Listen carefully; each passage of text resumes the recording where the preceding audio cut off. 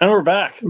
I'm not doing a full intro because those are not our shows anymore, and I wasn't building an intro, but I am cooking an intro for our big one when we return. We could make an intro for this. Just get like clips of like Saving Private Ryan and Back to the Future and Godzilla or something like that, and throw I that was in just there. thinking about going to the 10 seconds of the end of each of our up seasons and just putting them on there so that no one has to watch it. We're back, mini season part two, Band of Brothers, Chernobyl, 11/22/63. Trying to stop JFK from getting shot, watching a bunch of people in the Ukraine die, and seeing how we won the war. Spoilers. Spoiler if you didn't pay attention in history class. Anyways, um, Matt, how you doing? Doing good. You know, watch some shows. What movie did you see today? I went and saw Saturday Night. Really good movie. Recommend it to people. Saturday Night.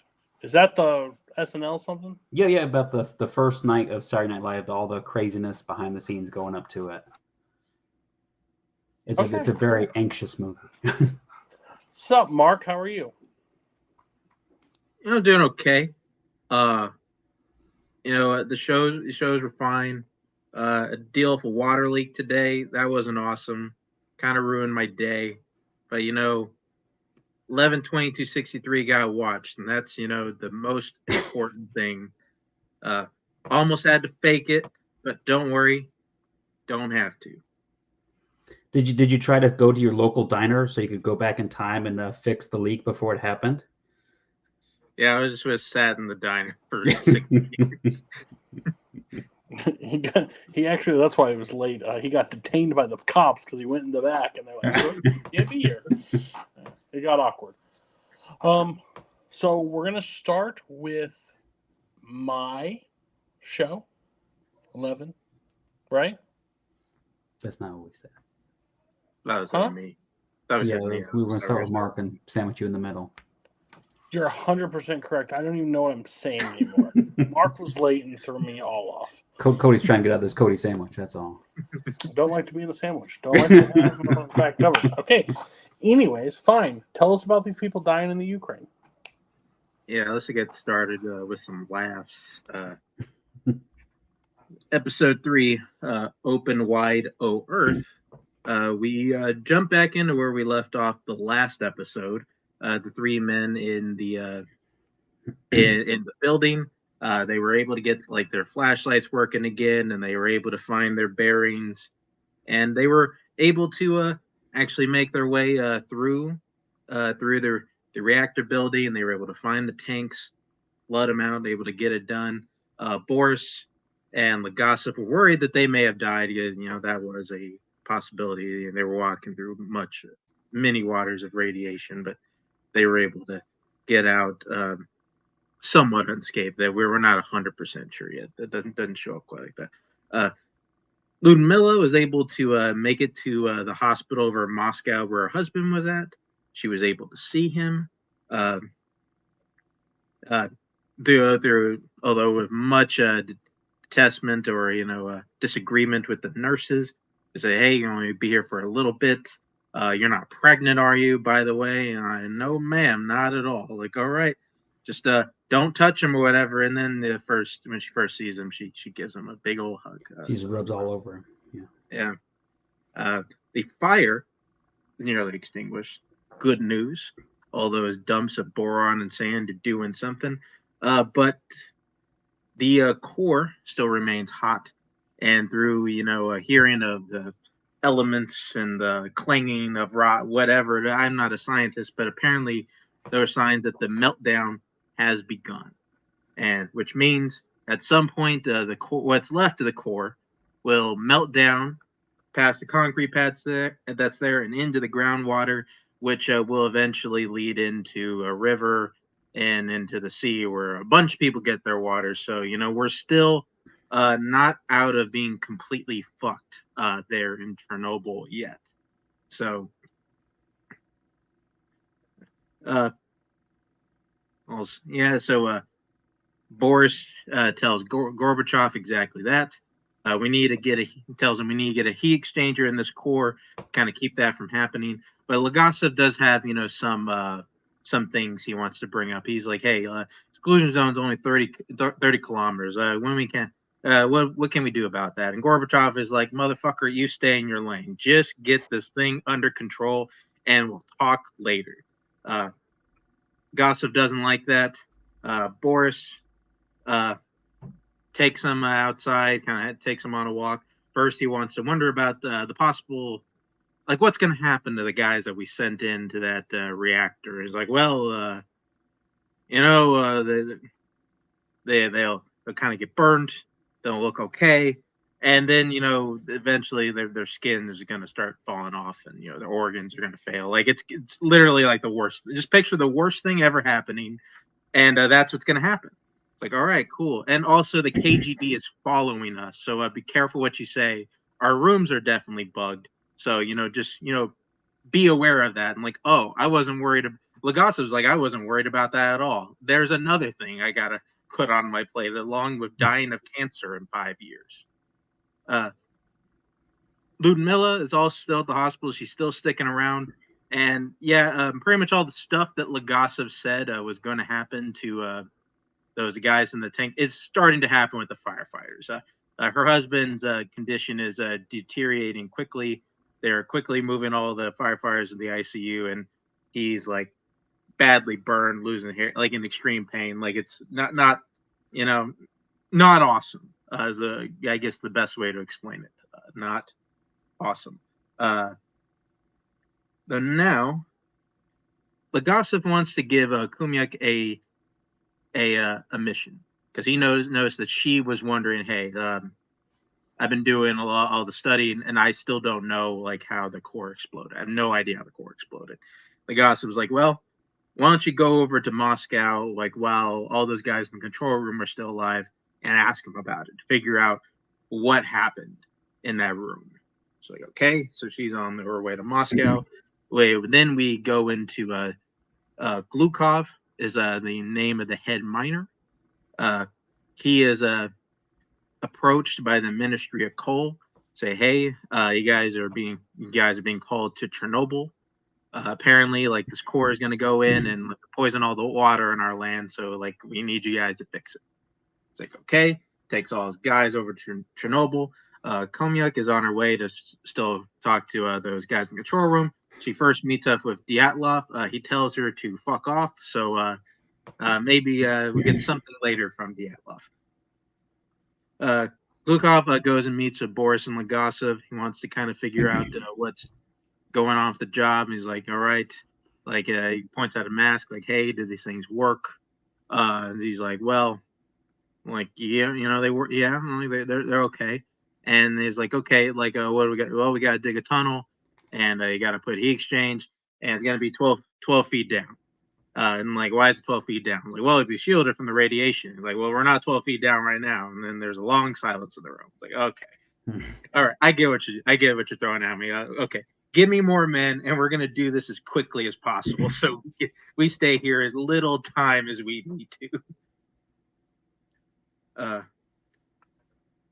Yeah, and then Kumyuk was able to find her way over to Akimov and Toptonov.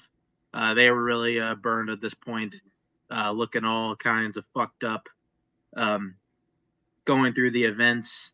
And she was wondering, hey, like, why didn't you guys like try to shut down the plan? Why didn't you push that AZ5 button? And like Toptonov, like, I don't know, we did. Like, that you're right, and that's exactly what we did. It's like, I don't know, like, I don't think you did. And he's like, yeah, we pushed the button and then it blew up. And she's like, what the fuck you talking about? You pushed the button and it blew up. She doesn't understand it. Makes no fucking sense. Whatever. Well, Lumilla's husband is now brought into the ICU. He looks. He doesn't even look like a guy anymore. We'll just say that. Like, kind of like this white pasty thing. Looks really disgusting. There are a lot of body horror movies that were less horrifying than what happened to this guy in this show. Finally tells him that she's pregnant, and we see a little bit of a smile, and she lets him touch her belly, all kinds of great stuff. Boris tells the gossip, "Hey, the fire's been extinguished. Great, jolly days." And then as they're celebrating, they see the miners are doing something kind of weird. Turns out they're digging the tunnel naked. They were told they couldn't have fans. It's like an oven in the tunnel. It's like, hey, so we're digging it the old way. It's like, is it really going to make a difference if we were wearing clothes or not? And it was like, no, not really. I guess you got us there. Like, he's like, hey, you got to take care of my guys, right? And it's like, fucking maybe. I don't know. That's up in the air too. It's like, okay. I'll just, keep digging with my dick in the dirt, I guess. Komyuk does see Lumel after interviewing all of the guys in the control room, sees her interacting with her husband, and she's like going crazy. She's like, what the fuck's going on here? She can't be in there interacting with her husband. He's all fucked up and deteriorated. People are going to hear about this. And apparently the KGB was around and say, hey, who's going to hear about this, huh, lady? You going to tell him? I don't know. I'm going to see if you tell him, like, in this cage we're about to put you in. So she gets arrested. And it's told to Lagasa by Boris next day that, hey, she's been arrested. And then kind of right after that, they go into a committee, tell them at least the good news, like, hey, the miners are making good progress. They're going to get this heat exchange in a couple weeks. It's not burning anymore. So, kind of on our way. Get the hell away from this place. Why is everybody... There's no good solution. Have you seen the people that come out like in contact? This is bad. This is bad. I mean, listen. The fire is out, though. I mean, the smoke's not going everywhere. Like, we got that done. So, woo! We won't burn alive. We die from whatever else this shit is. They got to do it so it won't be millions of people dying. But yeah, there is a larger exclusion zone, though. Turns out, we got to burn all the forest down and dig up the earth and kill all the animals there. So, I mean, there's a lot more to be done. Like, turns out it's going to take a couple of years, and we're going to build a structure around it too. And Lagasa was like, "Oh yeah, people are probably going to die doing all this." And like, "Can you tell me how many?" He's like, "I don't know, a lot. I don't know. I can't give you a number." Like, okay, I wish you were, more on about that. But after that, Lagasa was able to go to the head of the KGB, get him to release Komyuk, so at least she's all right. Lagasa meets up with her, gets her out of jail, tells her, "Hey, can't stop. If we stop, more people are going to die. Just keep on going with the investigation." She tells him about the AZ5 button. He's like, "Well, you think it's something? Better keep looking into it." He's like, "Okay." At that point, we start seeing these civilians getting enlisted to help in the exclusion zone. And last, Ludmilla's husband is now dead. See him being put in a lead coffin. And he is put in a mass grave covered in concrete. And that is the end of this jolly-filled episode. Man, I should watch it during Christmas. I mean, man, so much fun. I mean, the first episode has snow, so yeah. I will say, it looks really good. And the thing is, as good as it can look. Like, they do a really good job of making this just look bleak, just miserable. Like, when the guy shows up for the coal group, like, they need the drill, and it's like, you're the leader. Well, I don't know what it is, but they start tapping him and covering him in coal, and it's like, now you look like the whatever, leader of the coal group or whatever. So it looks really good. The body that's in the bed that's like red, but like with the, I don't know what, looks disgusting, and they did a really good job of creating that. All in all, I think the show's just really solid. Just where they're able to create this travesty, but then they're able to just keep like defending it, which is funny to me. If we do this, like, it's fine. Like, we just got the fire out. Like, cool. And they're like, "Hey, we need a fan." No, can't give you that. And they're like, why? I've never worked in any place I can't. Yeah, you can't get that stuff in the air. I've breathed in worse. No, you haven't. Like, no, like, I guarantee you have not. So I think it's overall like a really interesting, really good movie, a really good show, but high budget it seems like too, because for 5 episodes, yeah, good. Yeah, I mean, I thought this episode was fantastic. I think like the first 2 episodes were kind of like a race against time, and this one kind of some of that pressure's off a little bit. It's more about kind of dealing with the aftermath and kind of protecting everything for the future. So I there was a little bit of a change of pace, but I thought it still worked out. I loved the lead coal miner dude. I thought he was great. Just like he's got the mask. He's like, if these things work, you guys be wearing them. He pretty much just cuts through all the bullshit at every turn. He's like, let's just get this done and get out of here. So my man has to be here as little as possible.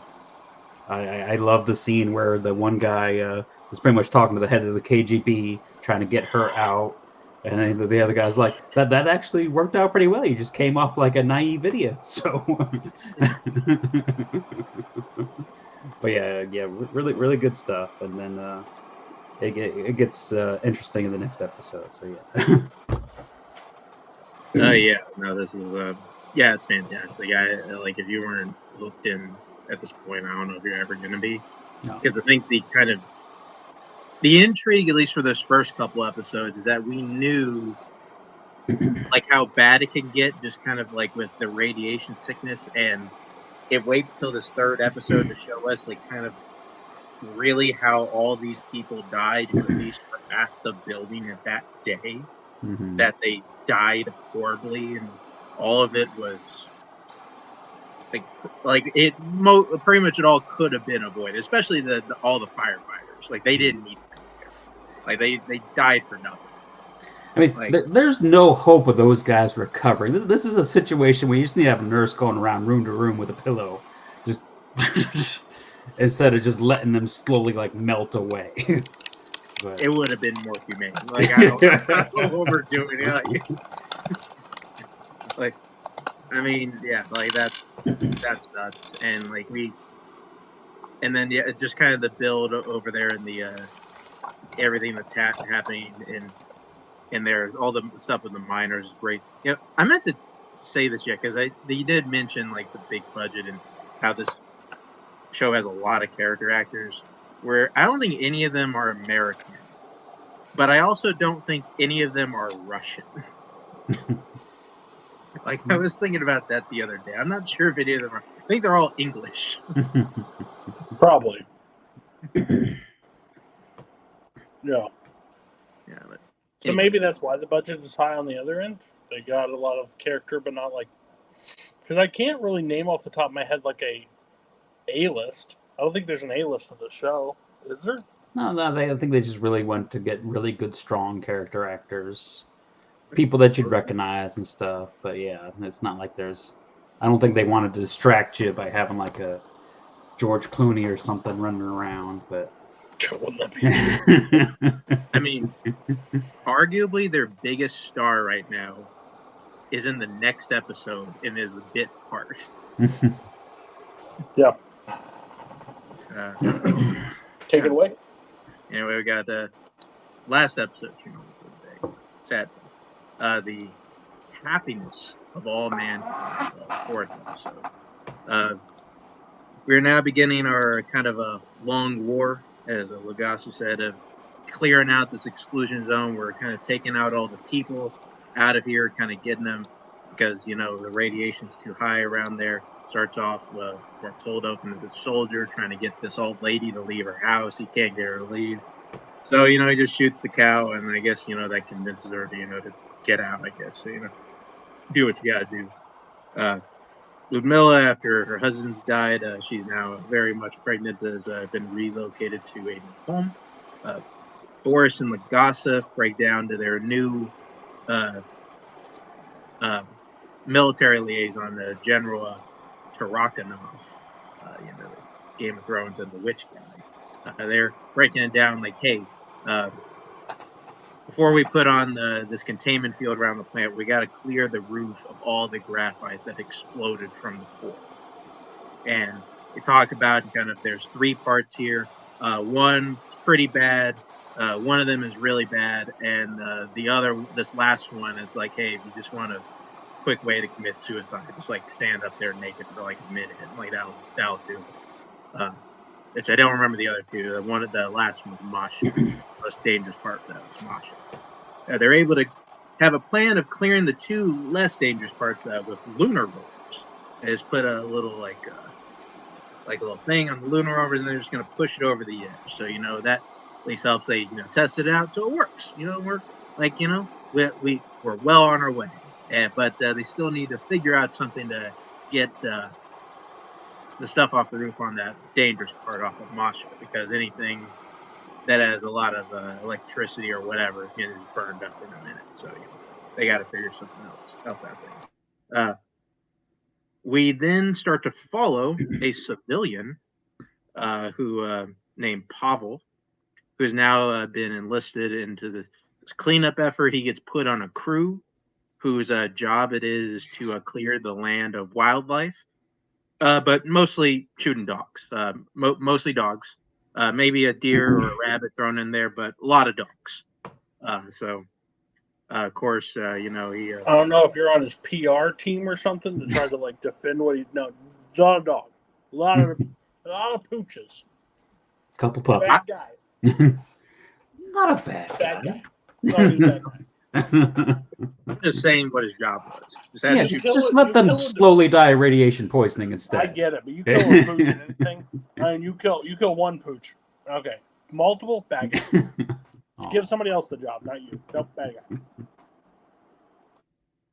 Oh, anyway, we go. So going on to Komyak. Komyak goes finds all the information she can on this RBMK reactors in Chernobyl, and turns out there's some documents missing. The KGB is holding back on some of the stuff that she was going after. Turns out, even though they got rid of those parts in it, they didn't get rid of the table of contents, so she knows exactly what parts they omitted, which was, I believe, the parts on negative void coefficient and the AZ5 button. So clearly on to something there. She goes to Dyatlov for answers.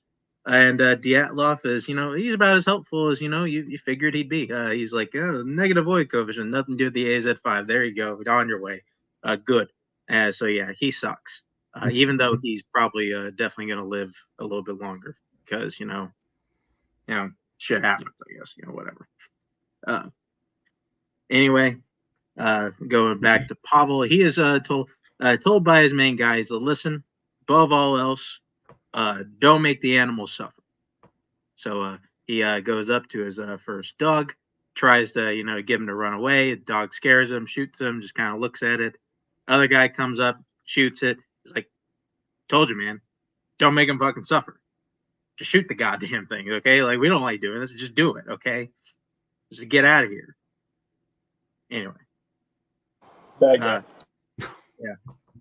Gets a cheery pep talk from Pavel gets a cheery pep talk from him. He's like, hey, man, happens when you kill your first thing, talks about war stories and all that. It's all right. And I go back to the Chernobyl group. They actually got a German police robot that apparently they were able to get from West Germany. They are told it can withstand the radiation on Masha. They put it up there. It's like, okay, let's move this thing forward 1 meter. Okay, let's move it back. Oh, shit, it's destroyed. It's not moving anymore. Oh, fuck. And next we see Boris yelling his head off at the telephone. And he says, hey, turns out our government told them that the highest level of radiation was 2,000 Rontgen. So, yeah, they gave him the propaganda number. The robot was never going to work. Like, well, shit. After going through all the alternatives, Gossip says we really only have one option to remove the graphite from Masha, and that is to use biorobots, also known as men.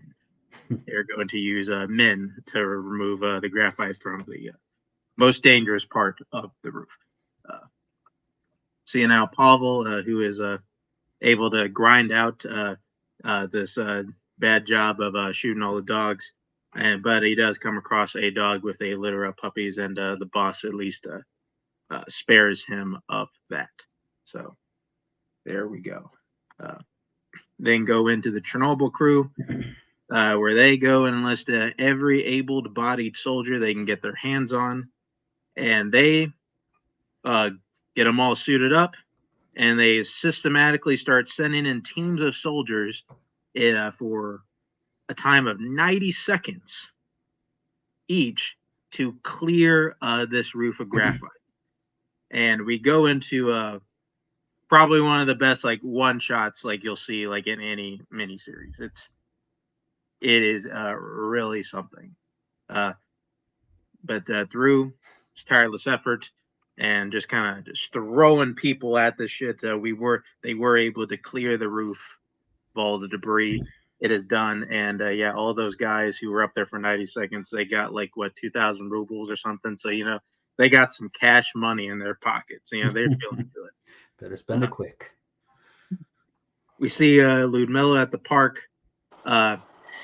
He is dealing. We see her like stricken with some pain out there, and as it turns out, due to some complications, she did lose her baby. We would find out that the baby absorbed most of the radiation that she had taken in from seeing her husband, which helped her live. What happens, Boris, Kumyak, and Legasov meet in secret, and she shares her findings about the missing document AZ5. Legasov confesses that he has seen this document and he is somewhat aware of what happened with the AZ5 button, because he tells him that these fuel rods are used to stabilize the core at graphite tips. So if the rods are pulled all the way out of the core and they were put back in, the first thing that touches the core is graphite, which means the power spikes instead of going down. So technically, this AZ5 button could work as a detonator if pushed to the right conditions, and Chernobyl just happened to be pushed to those right conditions. Boris wants to keep this secret because he knows there's no way the government, or KGB is going to let him talk about this. We might as well just hold their water for right now, and we'll beg them to kind of let us fix these extra reactors in secret. Komyak just wants to tell them, like at the conference that Gossip's going to. They go back and forth whether or not that's a good idea. Komyak says, "Listen, like KGB is never going to let us do it. We got to force our hand," and which leaves the Gossip with the decision on whether or not he wants to tell the truth about these reactors or just keep it to himself. And that is the end of the happiness of all mankind. Truly living up to the title of the episode. So happy. It was very misleading when I read that title. Then it was a dog slaughter show. Not really, but if it's over one, it's too much. Yeah. I will agree with you. That one shot. You said like one of the best in miniseries. That's like one of the best I've seen in many things. Like it's really great. Again, I don't notice a lot of things like that. Like that doesn't always say. But I didn't I went back to it. Like I watched it and I was like, wait, that was really cool. And then I went through it. So I thought that was really sweet. It's just like dealing with the after effect of this, and like we fault a lot of people a part of Chernobyl and be like, these guys are fucking idiots. But then like a lot of them are just guessing. Like trying to when they built this and everything, the plan was to not explode. The moment it exploded, well, I don't know what the fuck we do now. Like, everyone thought it was impossible. So yeah, this shit can't be good, like at all. Well, maybe it doesn't affect everybody. Did you see that bitch in that bed? That ain't good. These people die. I don't know. All right, let's try to figure it out. Like it's like a trial by error. So yeah, you did what you can. I think it was a really well put episode, like overall. Right. I love that it's only 5 episodes because this I felt if you drag it to 8, 10, I don't know if there's enough story or you're just making story to make story. This, like, you kind of face it head on, deal with the aftermath, get out, and like the long going thing, and like kind of how the first episode ended with him hanging himself and like the leaving the tape behind of like that. I think that's a very interesting spin on it, but like the ongoing effects from this, like from that area for decades after, is kind of crazy. But yeah, I think this overall episode is so. I don't know, like it's weird. Like I don't know if this is the episode I'd go back to, but this is like one of those ones I really enjoyed. These 2 that I really enjoyed because I think like the first 2 were like set up, like disaster, like trial, like go fat. But these last 2, I kind of enjoyed more. I don't know if that's how everybody feels, but that's how I kind of felt. So yeah, I think it's a fantastic, deserving of the credit, the praise that it gets, which I was concerned about because I'm like, really? No. Like I would love this team to tackle whoever was behind this team. I would like this team to tackle more like events. Like they have a hand on it. Like they just knew what they were doing. Or I would love to see more like world events like this in that short 7 episode just mini series. But again, there's probably some out there. I just don't know about them because I don't watch TV. Yeah, like I was saying, I think the difference with these 2 episodes is it kind of lets it breathe a little bit more. Like the first 2 episodes, you're almost holding your breath the whole time as they're going through everything, trying to kind of head off the emergency as it's happening. But I thought this was a really good episode. I like that they at least had a little lead egg baskets to wear over their pants while they're out there shooting the dogs and stuff. But yeah, I mean that's rough. I couldn't imagine you get forced to kind of signed up for the military and then like here's your gun, you're shooting puppies all day. But then again, I mean, I don't. It's a toss up. Do you want to have the job where you're shooting dogs all day, or do you want to have the job where you're on that roof for 90 seconds? I mean, that's probably the world's worst coin toss right there. But yeah, I mean that sequence was amazing, and yeah, so great stuff. I'm gonna start calling myself a bio robot. I think that's how I'm gonna start referring to myself. I like that bit. So yeah. Yeah, I mean. I won't say that I like disliked this episode when I first saw it, but part of me was like a little bit annoyed, at least with the Barry Keoghan. I didn't say that for it, but Pavel, the soldier we followed, it's Barry Keoghan. Like, but a little bit just because like it did feel like we're kind of taking a step away from this, and like he's spending the time like shooting dogs, and I know there's gonna be people that have problems with that, which to me I'm like, I mean, listen, I'm not gonna say like shooting dogs is like a good thing or anything, but we're also watching a show like where this country's continually put people in the meat grinder, and where it's like, I mean, this government committed way more atrocities than like making people shoot some dogs, like, so whatever. Anyway, Mark defending dog shooting, just want on the record, does not hold the same view of the entire TV Chronicles group. Just want the. I mean, if you're putting a dog out of its misery or stopping it from getting superpowers, then let me correct him. He thinks it's not as bad as putting people in meat grinders. Which, sure, if you want to live with that in that world, I don't. I think at least going back to this episode this time, I think one thing I did really appreciate about this one, which I think this particular episode does a really good job with, is kind of putting you in the shoes of the normal people that had to deal with the crisis. Because, kind of what you said, at the end of the day, like, this is what normal people had to do. Like, they had to go and, like, burn the forest down. They had to go in and, like, get these people out of their homes. And this guy's probably one of the worst jobs of just bringing in people. He had to go and, like, just shoot animals all day.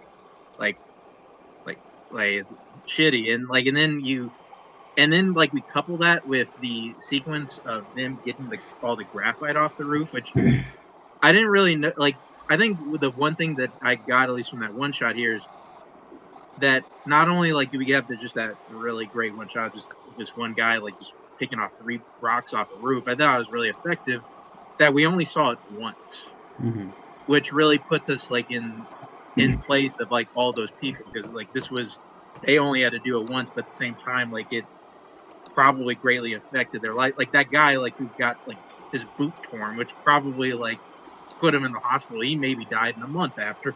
Like he had that little bit. I'm sure everyone that went on that roof died within a month.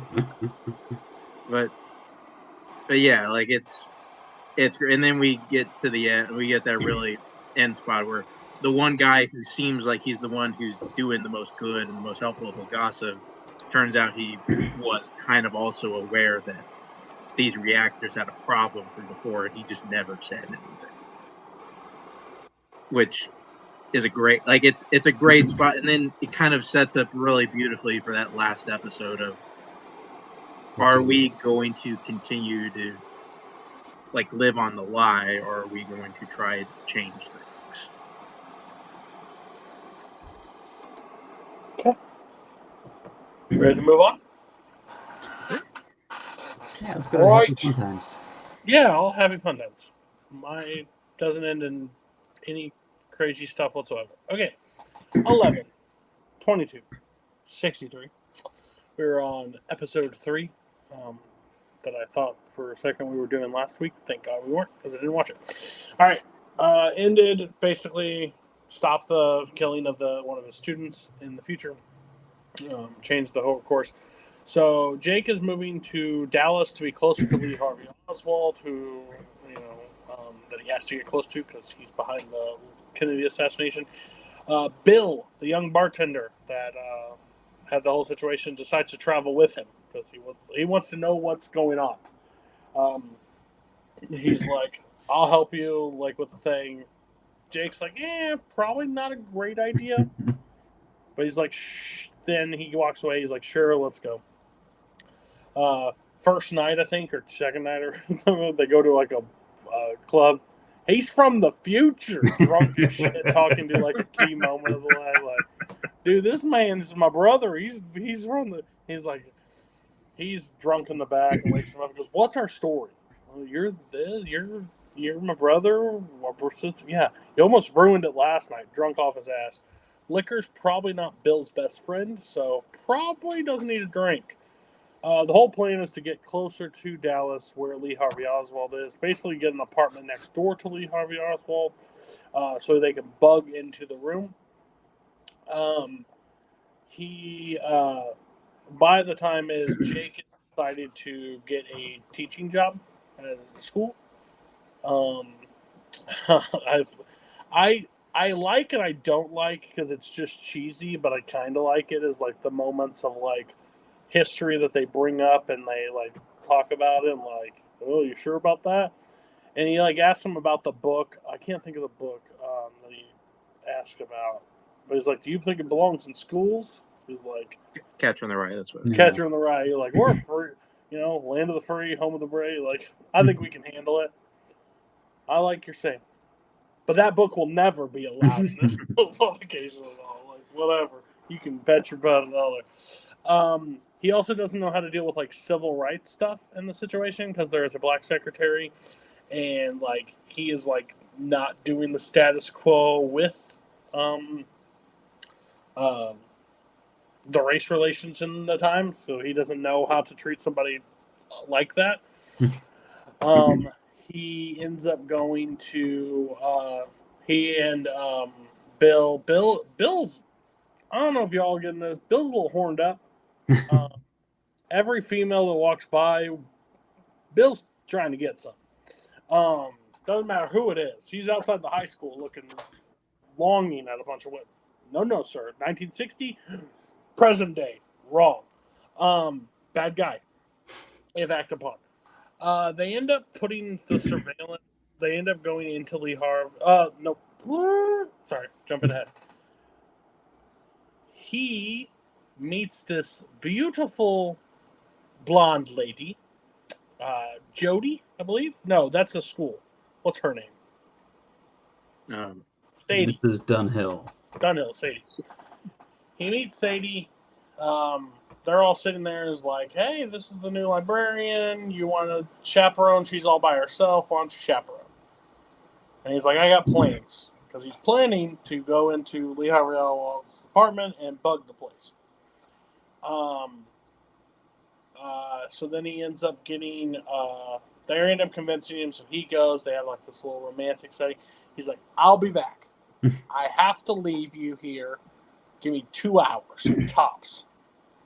He ends up going over to Lee Harvey Oswald's house. As soon as they get into it, basically, they get, they come home. They catch him kind of in the act, but they get to hide off. They end up going through the attic. The past starts pushing back on them where spiders start to crawl over. I would have leaped through the ceiling and met Lee Harvey Oswald there. That would have been the end of me. No thank you. And of course it was Bill. Bill screams, ah! Harvey Oswald. Probably, if anybody can draw any complaint, the accent's pretty rough. But it is what it is. He's doing the best he can, but it's pretty bad. But he's yelling like, in my house, blah, blah. But they end up getting back to the house. They have it set up, all the tapes. They're able to record it. It's voice activated, so it's able to be checked out. These guys are living together. There's a guy that lives below them, Hector or something. Something like that. He believes they are lovers.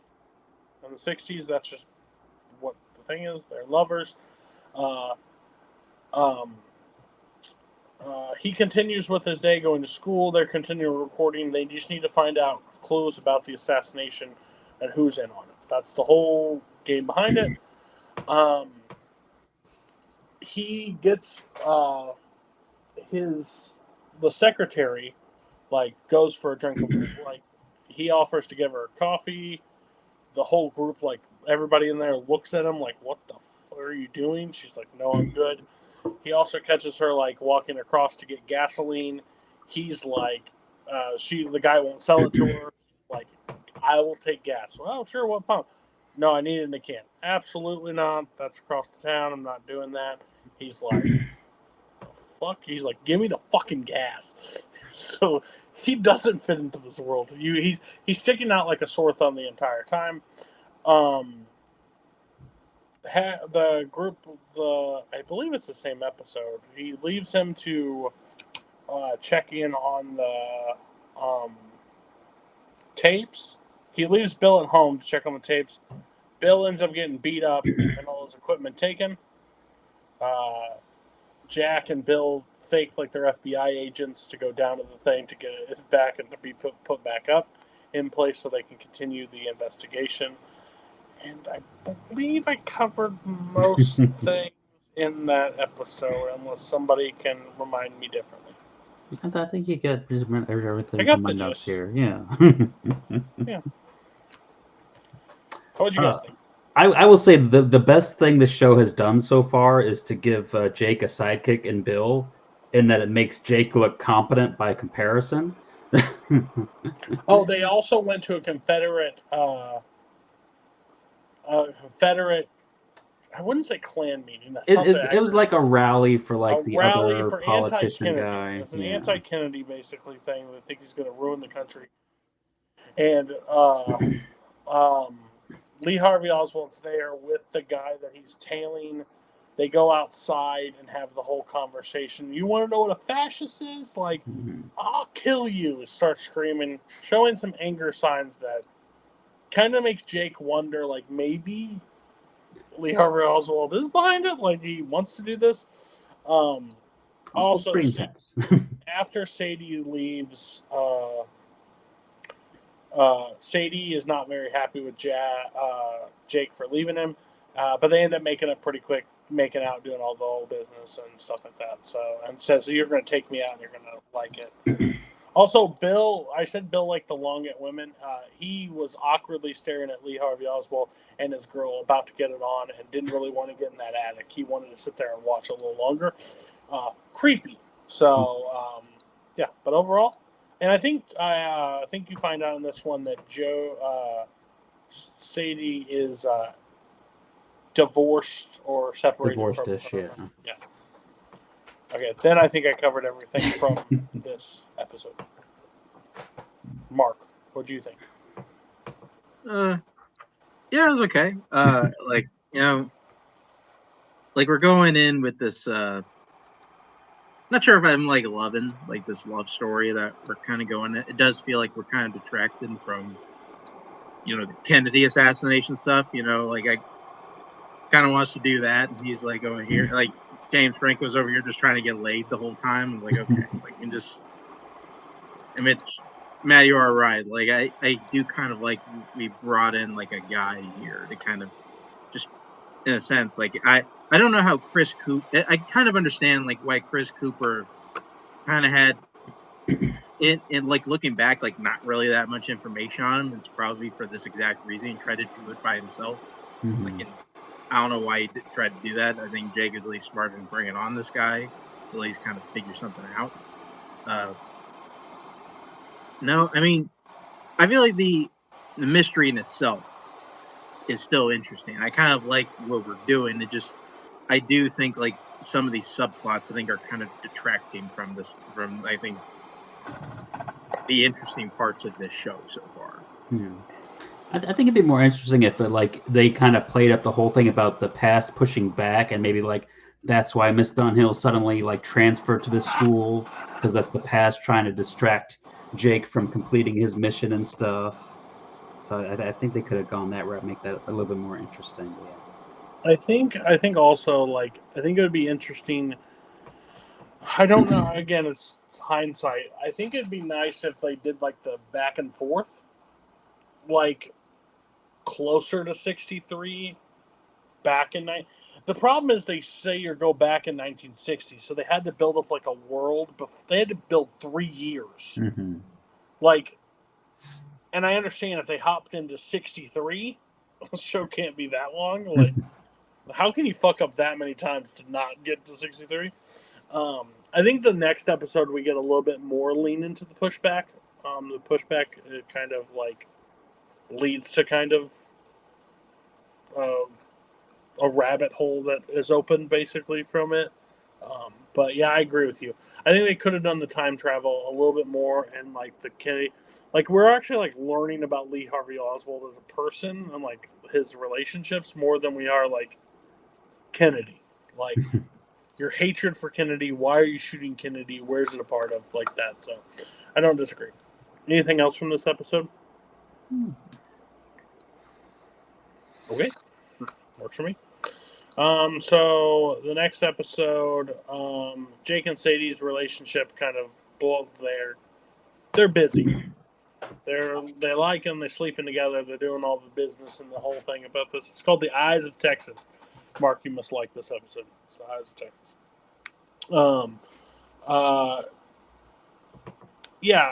Jake is cornered, I would say, by the secretary lady. I can't think of what her name was.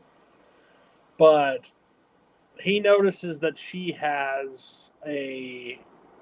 is not who he says he is. There's something about him. But what she doesn't know is that he saw the mafia situation happen. And Fredo and Michael, he basically quotes The Godfather to her, and he knows she's got some time. He's like, "What the hell?" Yeah, he's like, and she's like, "I would be honest with Sadie if you're gonna have like a relation. Like that's what I would do."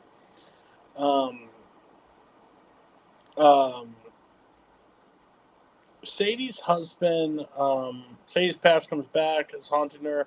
Her abusive ex-husband, Johnny Clayton, returns from town. Johnny is aggressive. He confronts Sadie, makes her feel threatened about the situation. Jake becomes kind of like begging on him to like leave her alone. All the situation.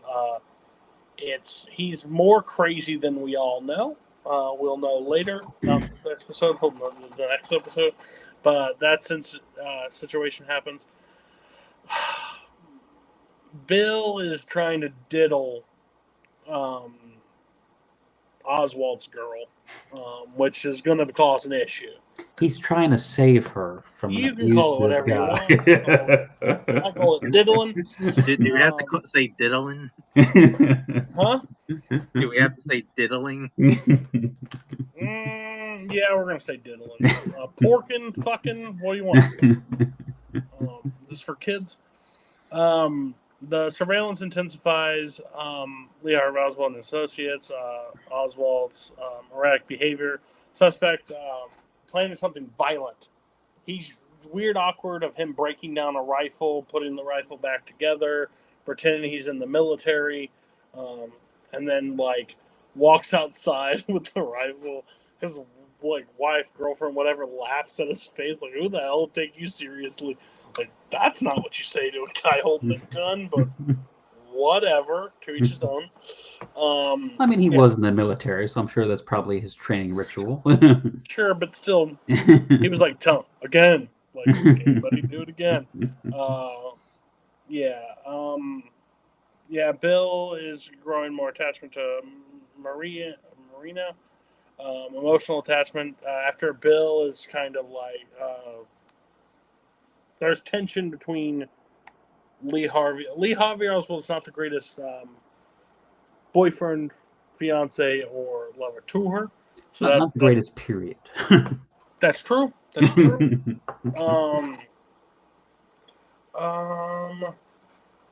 Basic crux is this episode with the most thing is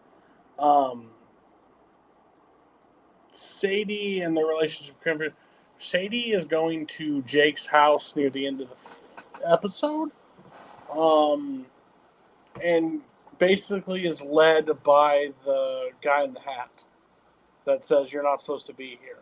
Kind of like he's off in the shadows. He ends up making the sounds down the stairs, ends up leading him down the stairs, and right into a nice little spotlight in the room is a tape recorder with Russian recording, which may not be a big deal for most people, but in 1960 it's very freaky for a lot of other people that there's a tape recorder that's screaming, that's saying not Russian stuff. Of course, that's the past pushing back on Jake, because every time he gets closer to Lee Harvey Oswald, there's pushbacks from the past, because that shooting Kennedy is a crucial point in the timeline is that they've created, and they're trying to avoid that situation. Jake comes home, walks downstairs, looks at Sadie, and episode ends. I don't think there's a lot of development that happens overall in this thing. I think we spend a little bit more time with both couples situation and Bill trying to interfere. But I think that's where the past kind of crucially affects stuff in this one. What was your guys' take on this one? Yeah, it was interesting. I mean, like I said, the first couple episodes, I think I was probably a little harsh on Jake as far as not being good at any of this stuff. Like I said, Bill just makes Jake look fantastic by comparison. And the whole subplot with the Miss Dunhill's husband guy coming back and causing trouble and stuff. I did have to look up one part where she talked about a clothespin. I was confused by that, so I actually looked that up a little bit and found out that, in the 50s and 60s, apparently some mothers would attach clothespins down there to discourage children from playing with themselves. So that makes a little bit more sense with that character now. So, yeah. Thank you for clearing that. I had no idea. I didn't really care. What does that mean? So I had to look that up. Hey, well, now we know. We're all better for it. Yeah. I mean, I feel like at the very least, the story between him and what's her name, Sadie is at least kind of heating up. I think we're at least it is kind of going. It kind of went somewhere here. And I think they at least did a good job of at least kind of building up the drama here, and also just kind of the stuff that's going on like with him in the school. I mean, and how can we not like that principal? It's like, you know what? Like, hey, I know we're not going to allow some these books in like the library.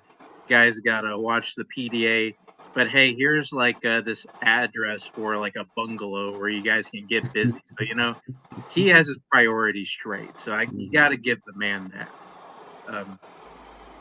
But yeah, like, and also at the very end, where like she finds him out. Like we're in episode 4. Like I mean, I like it at the very least. Like the show feels like it's moving. Like it doesn't feel like we're kind of sticking on any point too long, and we're trying to kind of like have a build through the events. Yeah. So good to go to the next episode? Yeah, for sure. Nothing really big happens in this episode. Nothing crazy. Like all normal. Just fully no crazies. The truth. Jake gets fired from his job, basically. Resigns. You got Russian on your thing? You're not a man that I thought. Sadie basically tells him a secret that he's basically on there. Lee Harvey Oswald hit Marina. Bill is there to comfort her, love on her, be respectful. But I think the biggest thing to just go into the next part of the episode is Sadie's husband calls Jake's phone and tells him to come over to the house. And, well, you know the location, like you know where to come. So he ends up going over there. And you can kind of see from the background where he's on the phone with her. Someone, don't know who, crazy, in a pillowcase basically over her head, or person's head. A bloody blood pillowcase. sitting there. And it's overall, there's Sadie's in there, got a big old gash on her head. Crazy ass, like he's a loony, like loony. Big old gash, makeup, blood everywhere. Basically sitting there, tells, do you love her? Like, do you enjoy like her? Kiss her on the mouth, like all the stuff, like squealing like pigs. Like he goes into this like monologue that is just like, what the actual hell? They're having the conversation. Sadie like gets under his skin at one point, talking about his grandmother and like to wash him. He's like, shut up. Jake's trying to like reach for the glass to like stab him, and as soon as he does, knock on the door. But then we got a cut back to Bill and Maria having a sensual cigarette smoke together on the stairway. Why her husband, Leo, is just in the room, just like fine. He comes out. He's not very happy about the situation, about them like in there, like just gets back in. I don't remember what they have like a brief conversation, but I don't know what it's. He asks if he like knows about like Marxism or something like that, and gives him a book to read about it. He's like, read that, come back to me, we'll talk. Yeah. Then they cut back. There's a person like delivering stuff at the table, and the little family, and Jake has to answer it. And he has to like get rid of him. Arguably one of the they end up coming back to the house and they get into a drink. What does he pour him in the glass? What Bleach. Bleach. Okay, yeah. So at first, like I don't know if like something was happening or my kids were the thing. I missed what was poured in the glass. Because what I thought was, and it was very adamant to just drink it. So I was like, what the fuck are we talking about here? So he just takes it and chucks him in his face. I said, seriously? Like, is this a water? And he's just like, he's running, and there's a guy. The guy's like, this is a very terrible thing. It's in the bleach. He ends up throwing in his eyes. They end up running. They end up shooting at him. and he can't see. He's blinded, and Jake's gonna go to his next second kill. This quiet school teacher did nothing like prior, just was writing essays. So far in the 60s, this is a badass motherfucker. He is. I don't know if we're gonna go that far. Well, he hits a guy with a fire. Okay, well, I don't know what to say. If you go from 0 kills, I know we've come from Breaking Bad, Oz, and some dark shit in our past. We watched some dark shit. He took a fire poker and stabbed him and swung it and hit him, embedded in his skull. Shady fires that shot right into his chest to kill him. They end up calling the cops. Shady's saved. He's dead. They're away. The second guy. Police is investigating him. No shocker. Then the principal is able to be there right in time to tell him, oh, he works for my school. Like, no problem whatsoever. I'll vouch for him. Not really vouching. The principal's very shady of this guy. Like, now, like, what the hell? Looks like Shady's gonna be fine. Like, she's in critical condition, but they're gonna fix her face up. He ends up having to talk to the cops. Bill is on his own investigation mission, kind of at this point. Like he's without, so he's in the bushes looking at whose house he's like the at? governor or something like that, or the governor, General the guy that allegedly Oswald shot at. Yeah. Yes. So he's up looking.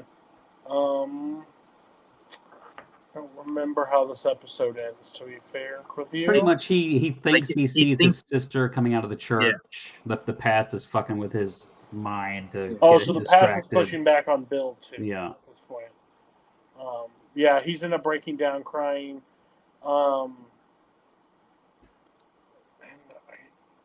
He ends up getting to see Sadie. Sadie has got this wicked bandit. Of all the people in the hospital or injured through our 3 shows, the weakest injury you can see in the shows. But... Oh, the best part was when the doctor came. I was like, I'm so sorry, we did everything we could, but she's gonna have a scar on her face. Let me show you the patient from Chernobyl. The skull. Yeah, and then they end up like nice, happy ending with them smiling at each other at the end of the episode. So, well, he pretty much like tells her that he's from the future. Yes. And they end up laughing about it, but like, I am telling you the truth. It's kind of like Walt the entire time to Hank. I fucking cooking meth. You're funny, Walt. No, like seriously, I'm cooking meth. So yeah, that's the episode. The truth, because he does tell the truth at the very end. Yeah, this was a crazy episode. Crazy. Like that husband, that whole sequence was. Jake should have just called the cops before he even went over there. Be like, 100%. Yeah, he's over there. I'm pretty sure he's got a gun and he's attacked her and stuff. But I guess he thinks maybe that he would just shoot her if he heard the police or something like that. I don't know. But yeah, that whole thing was crazy. And then he's got the nerve to be all like judgy and yelling at Bill and stuff because he messed up when Jake wasn't even there doing the mission he's here to do. Bitch, you're playing tiddlywinks over where you're fucking supposed to be, and I'm doing the job that's required. But yeah, I mean, it was a fun episode. So yeah, it definitely it kept my attention. So. Yeah, things definitely have shot up a notch here. We got a good just a really great sequence. It's a really tense kind of felt it the whole time. Really, I didn't expect to kind of spend the majority of the episode there. Like it kind of made it kind of fly through, and yeah, little bit of a move on at least on where like the Oswald stuff, and of course we missed the shot, but we're just gonna power through. At this point, you know what? Like let's just go through this all once, and let's see where we're at. And if Kennedy gets shot anyway, well, fuck it, he got shot before anyway, so let's just do it. But yeah, Jake so far, 0 for 2 at keeping secrets. Just cannot keep his mouth shut about being from the future. He has to tell everybody. Fucking blabbermouth, I'll tell you. I'm sure nothing bad's going to come from that. No, I mean the past pushbacks without you saying a bunch of shit anyway. So, although again, I like that she knows the 3 episodes left. Like, this feels like an episode 7 type reveal. Like, okay, like if something bad's gonna happen, that has nothing to do with him or finding out that he's a future man. all right, ready to go to war? Yeah, let's go and let's hit the crossroads. So we're gonna jump over to Band of Brothers episode 5 because I think we did the 4 episodes last week. So episode 5 is Crossroads. Of course, as they always start out as the real life veterans kind of talking to that. I love this one's good. They're talking very fondly, talking about winters and stuff. So I thought that was really nice. I read a review. Pause. I read a review of somebody on these episodes, and said, "Do we really need the old guys talking?" Blah blah blah. And I was like, "Do you understand what the show's about? Like, this isn't like, oh, we're gonna just put in veterans, and these are not based on these people that are talking right now." I was like, "Tell me you don't get the show without." It's like a minute and a half if you can't see it. 5th episode too. I was like, "Bro, what?" So like, it's spoilers. We know some of these guys survive now. It's horrible. I'm still with the fuck. Sorry. Oh, no, you get that. But yeah, so we open up October 17th, 1944, Holland, and it opens with Winters kind of charging up a hill. He sees a young Nazi. They kind of lock eyes for a minute, and then he shoots him. And then we cut to later. We have Winters waking up Nixon with a cup full of his own piss. So that's nice. And then Colonel Sink informs them that Easy Company will be leading a mission to rescue 140 British soldiers, Operation Pegasus. And Winters is being tasked with writing an after-action report on Easy's actions during a German offensive, which was a failed attempt to cut off German forces in the Netherlands. So then we're pretty much going to kind of flash back to that as Winters is writing up his report. Allie is brought in injured after being shot at the crossroads. A team is then assembled to go check it out. They encounter the enemy shooting at something. They're able to sneak up behind and ambush them, taking out 7 before falling back. Later, they make a plan to attack from 3 sides, but the red smoke signal that they use does not deploy properly, which leads to Winters kind of running off on his own ahead of everyone else. When he gets to the hill crest, it's the scene from the beginning of the episode where he comes across the young Nazi there and he shoots him. And then he starts firing off at all the other Germans who are caught by surprise. And then he's joined by the rest of Easy Company as they catch up and attack with him. Winters calls in artillery to help out with their attack. But then there is German artillery afterwards, causing Easy Company to take some injuries.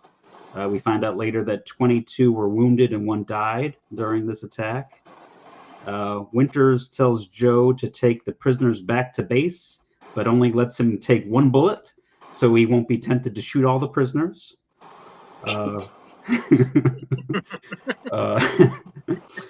Colonel Sink promotes Winters. What a guy. I'm not saying it would maybe not the guy, you know? Because you see the glee in this guy's eye when he's like, "You're gonna escort these people." He's like, "All right, no problem." 1 bullet. Just 1. Like he's so disappointed. Damn it. Winters. The red button. This motherfucker's ready to just slam it down. I mean, you're gonna walk all the way back there, or just take these guys out right now? You won't know. Yeah. So 1 bullet. Colonel Sink promotes Winters to executive officer of the 2nd Battalion, and puts Moose Halinger in command of Easy Company. Winters finally finishes his report and turns that in. Then we cut to Operation Pegasus. They think they can rescue the 140 soldiers in 3 trips across the river, which they're actually able to do.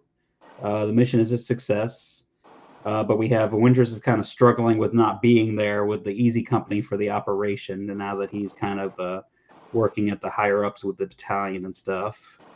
And then pretty much we kind of end the episode with a big celebration, and all the British soldiers are toasting Easy Company, thanking them for the rescue.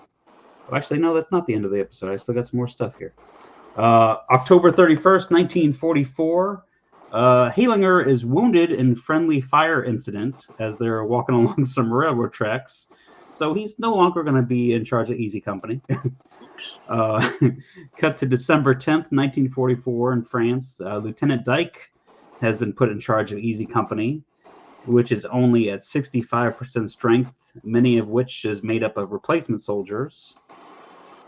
Bill Garnier returns to Easy Company, and Nixon makes Winters take a 48-hour leave in Paris, which isn't a super fun trip for him. He's kind of haunted still by visions of the boy that he shot in the beginning of this episode. Winters talks to Buck, who seems kind of a little bit off since he returned from the hospital. The movie they're all watching is interrupted as the men are told to get ready. We find that the men are they're low on supplies, including ammo and winter gear.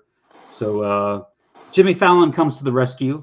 He brings some ammo and warns them that the enemy is closing in and they will be surrounded, which brings one of my favorite lines in the whole series, where Winters replies, "We're paratroopers, Lieutenant.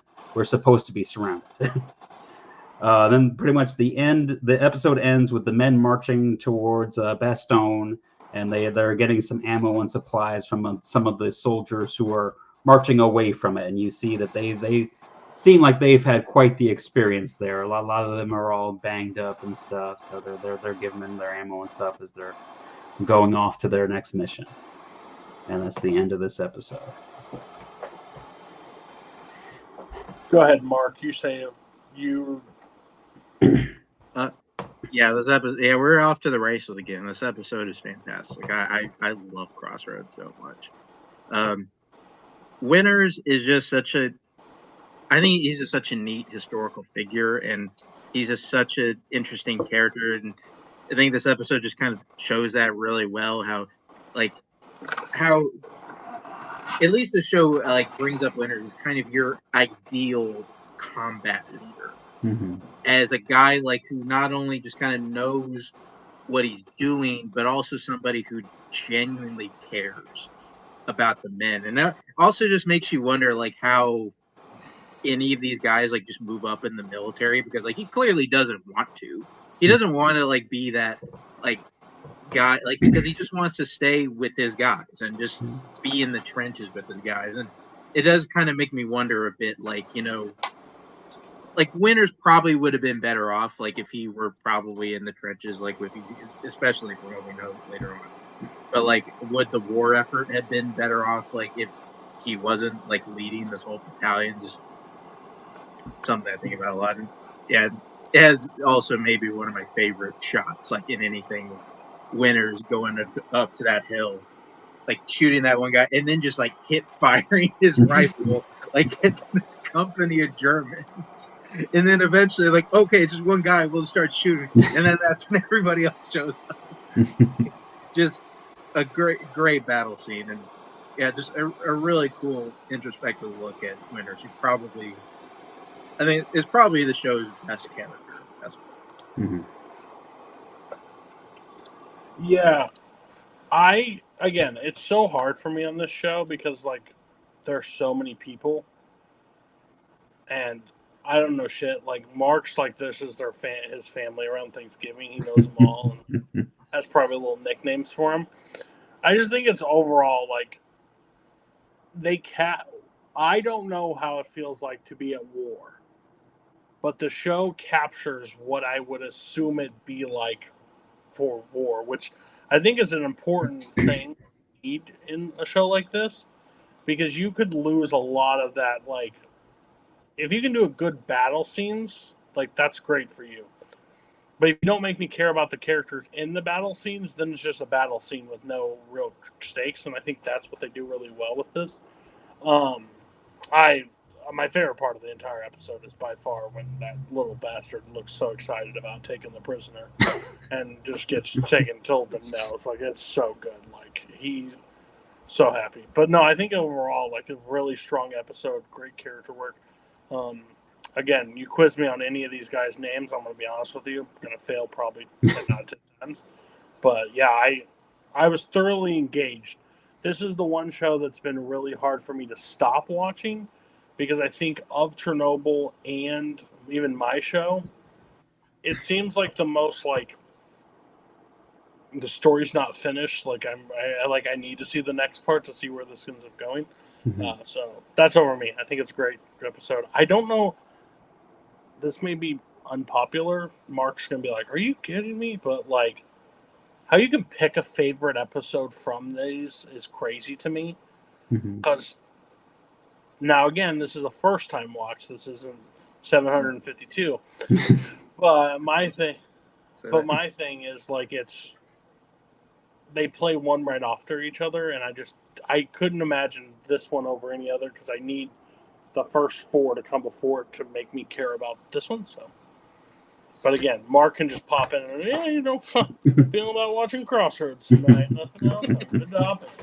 Well, Cody, next year when you start watching these is like a 10-hour movie every year. Yeah. Then it'll be better for and you. again, that's why I would say 10 hours, favorite part. He'd be like, Crossroads. He's like, third episode Chernobyl. Let's watch that.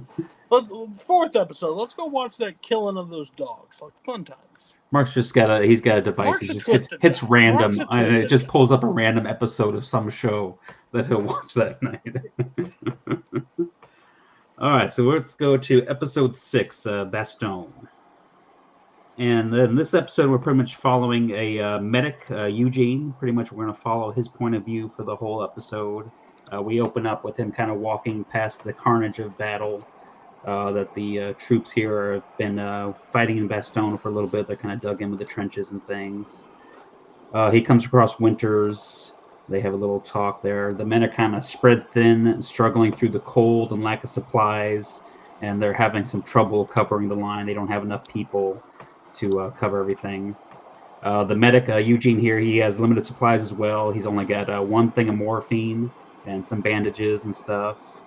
Then we have the first of what will be many. Artillery starts raining down upon them. The medic is pretty much going kind of hole to hole, patching up wounded soldiers. He sends another medic off to get more supplies. They keep going from man to man looking for medical supplies. We get to see Lieutenant Dyke. He's not looked upon too fondly by the men, especially since he spends most of his time in his foxhole or kind of just walking around away from the front of the line. We see Joe Toy is missing his boots, and he's pretty much kind of going around in the snow and stuff in just his sock feet, which is not the best. Eugene catches a ride back with some wounded men to the nearest medical station. He tries to get some supplies from a nurse named Renee. She gives him what she can, as well as a nice little chocolate bar. And he also finds a pair of boots that he grabs for Joe on his way back to the line. The men advance and are met with some heavy fire. One of the men takes a shot to the neck, but the other men are unable to get to him, because whenever they try to get to him, they just rain more gunfire upon them.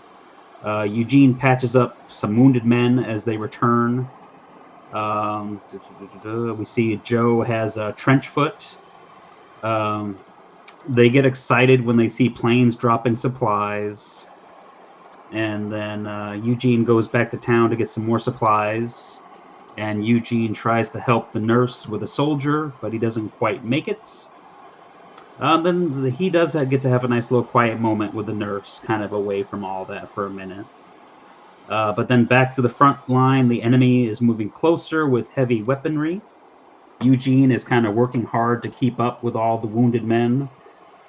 He helps get one of the wounded men to the medical center. You see kind of over the course of all this, Eugene is beginning to be a little bit affected by all the carnage that he has seen so far.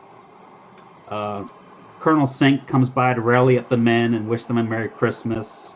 He reads a letter that the head command sent back to the Germans who were asking for the surrender Their just one-word reply was nuts. Winters hears the Germans singing Silent Night across the forest. They're also celebrating Christmas. There is an artillery strike later that night.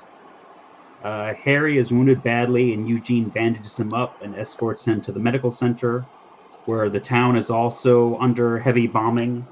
The medical center was bombed.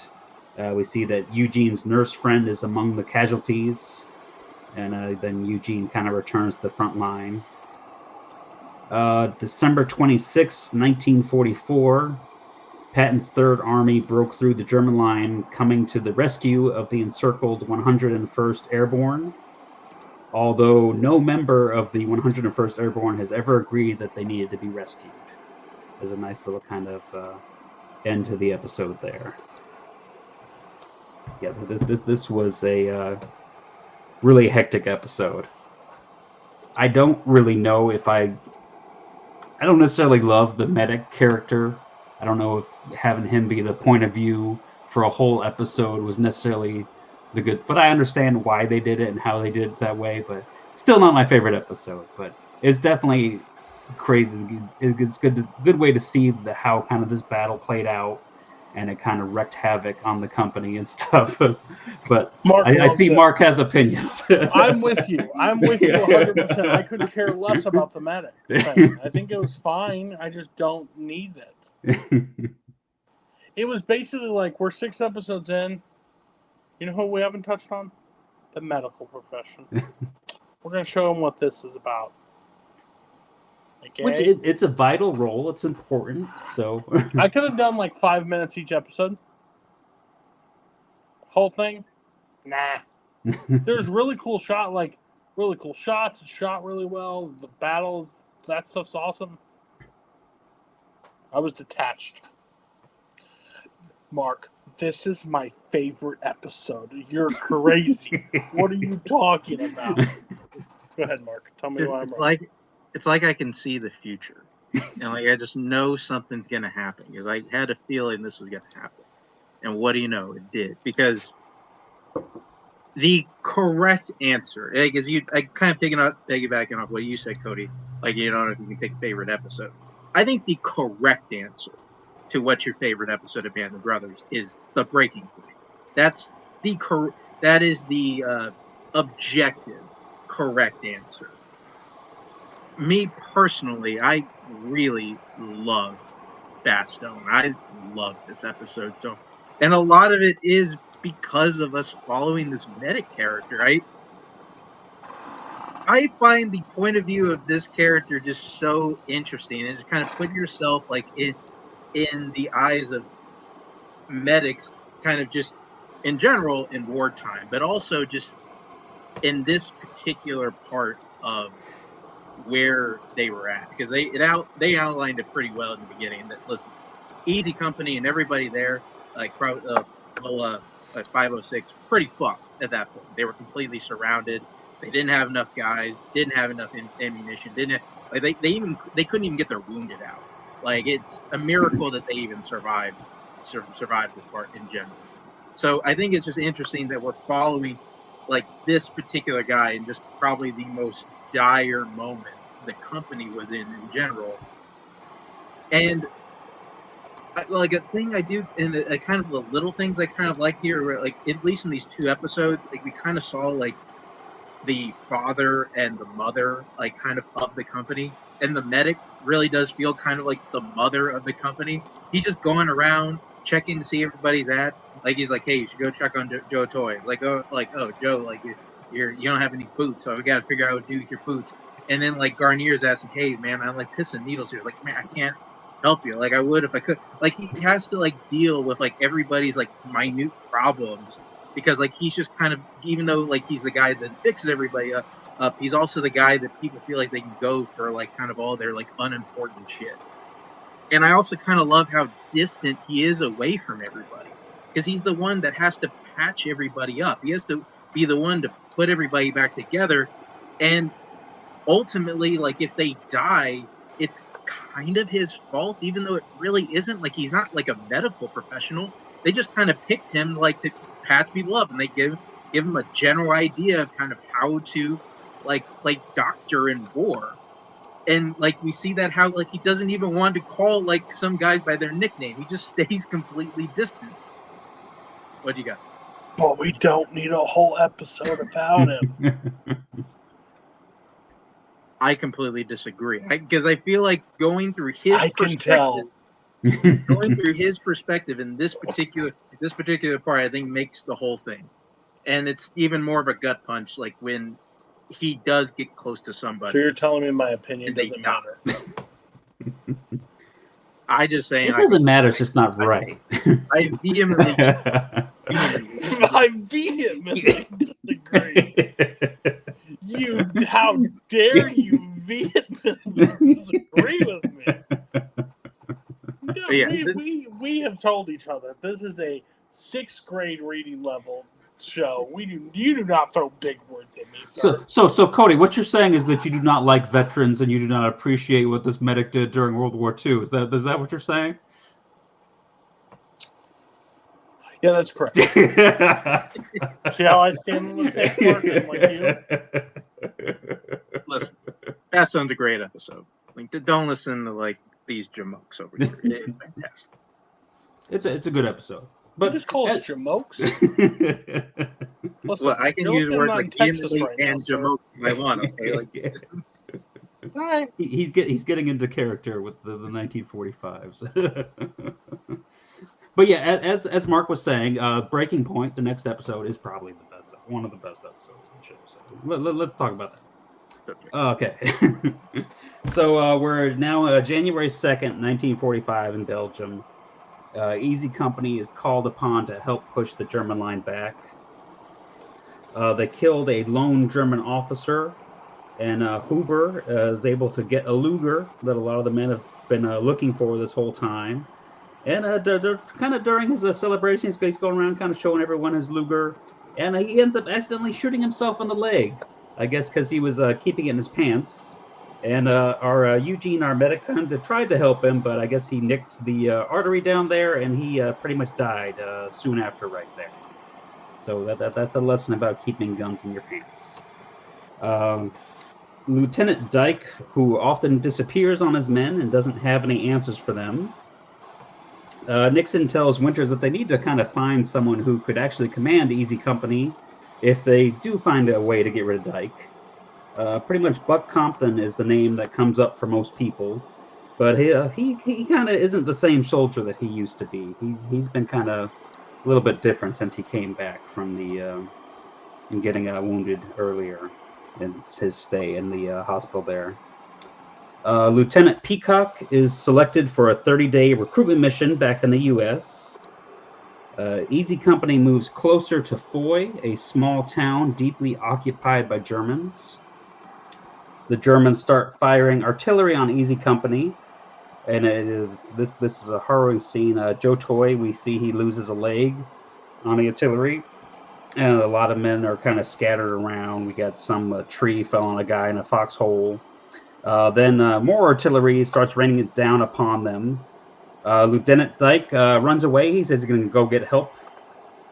Compton has a breakdown when he sees what happened to Toy and Garnier, who also pretty much lost a leg as he was trying to pull Toy to safety. After 6 days of clearing the forest near Foy, there is a night where there's even more artillery strikes, which leads to more casualties.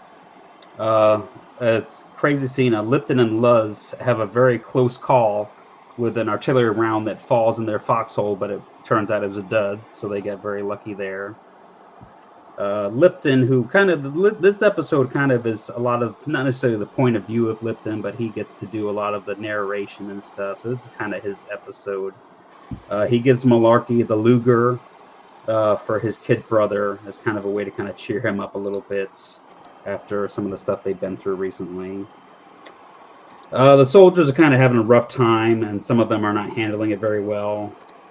The night before the attack on Foy, Lipton tells Winters that he has no confidence in Dyke, but there's kind of really nothing that Winters can do about it. He's kind of stuck with him.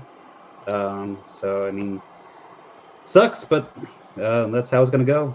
And so the next day we are going to the mission.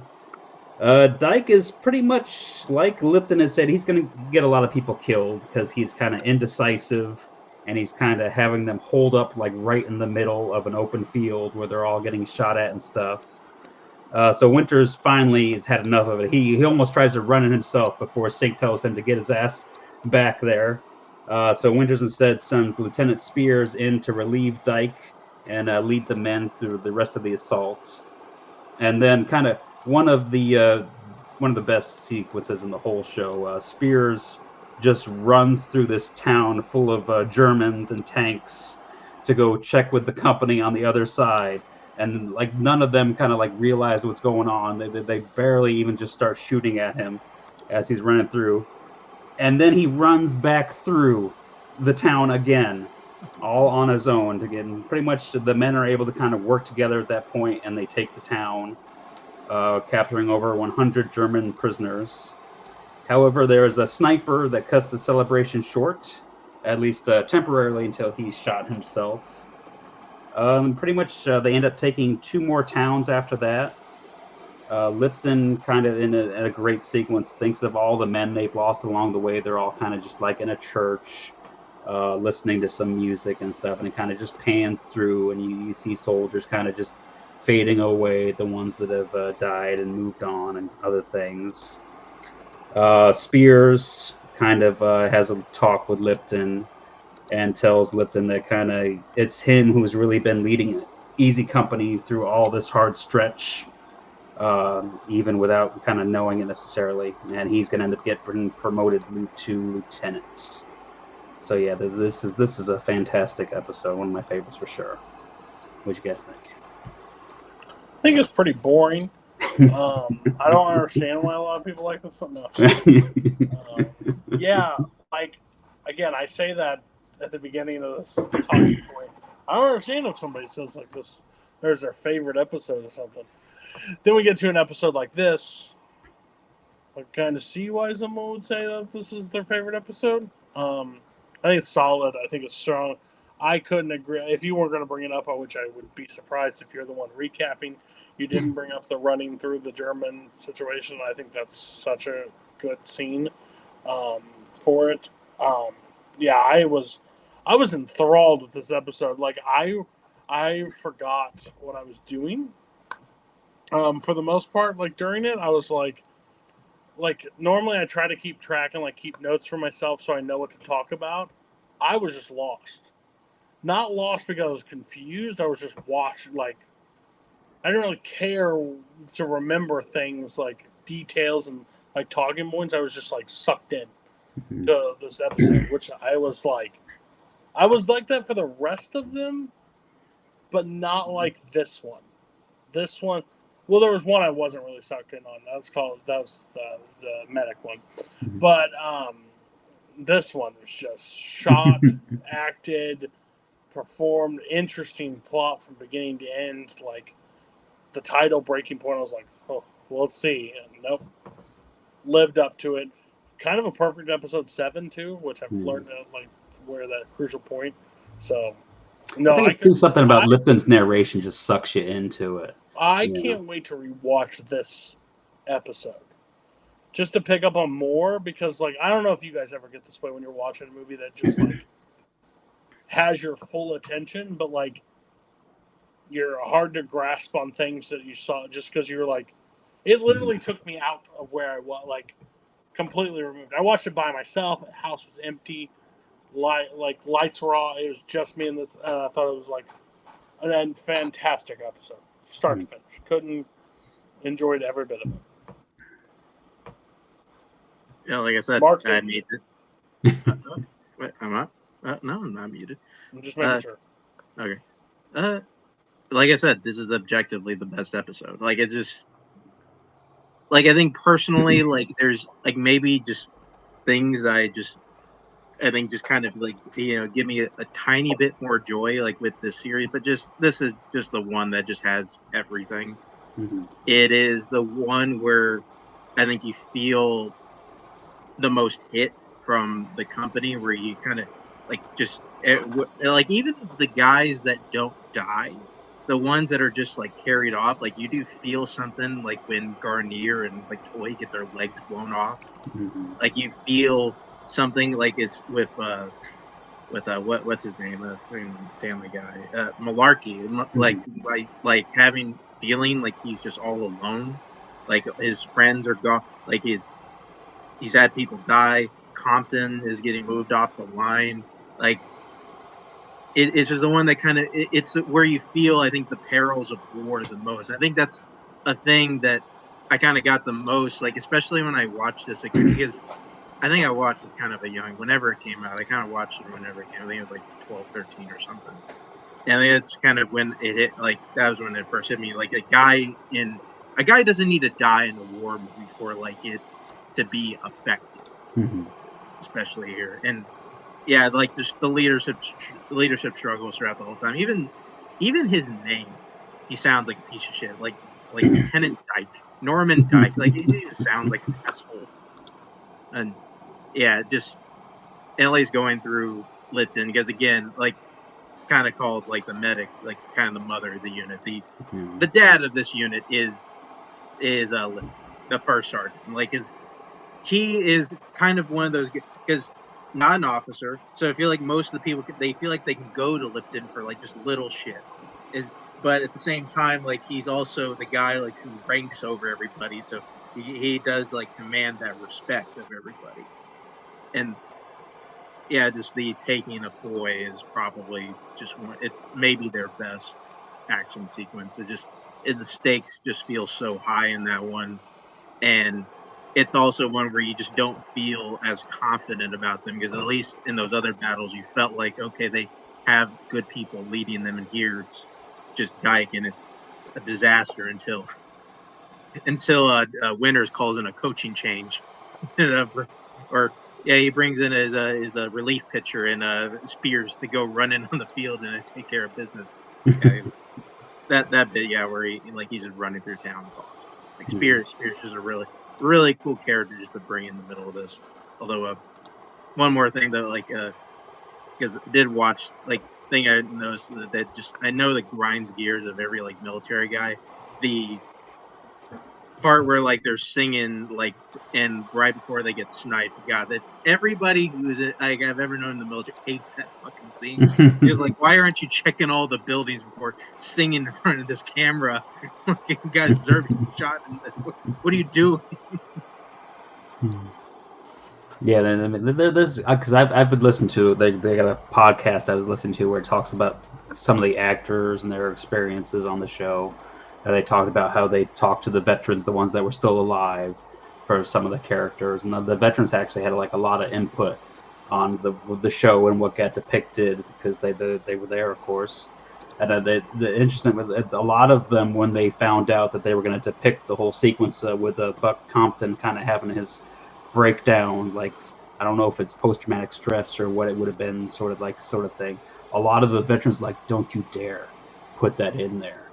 That man was a hero. I don't want you putting that stuff. So Buck actually had to tell them, like, no, I mean, guys, this is what happened. I want them to put this in there, so the show this part of the that's part of what happened. And I think that it needs to be shown. So I thought that was really interesting. That how still to this, well, to that day, they were all still protective of each other and stuff, that sort of thing. So yeah, that's crazy.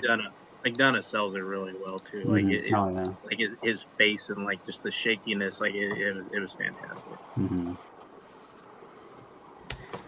Oh yeah. Okay, that's the show, right? Yeah. We're done for the night. We only have one episode of Chernobyl, 3 episodes of 11/22/63, and 3 episodes of Band of Brothers. Yeah. Mark, you're doing fucking nothing.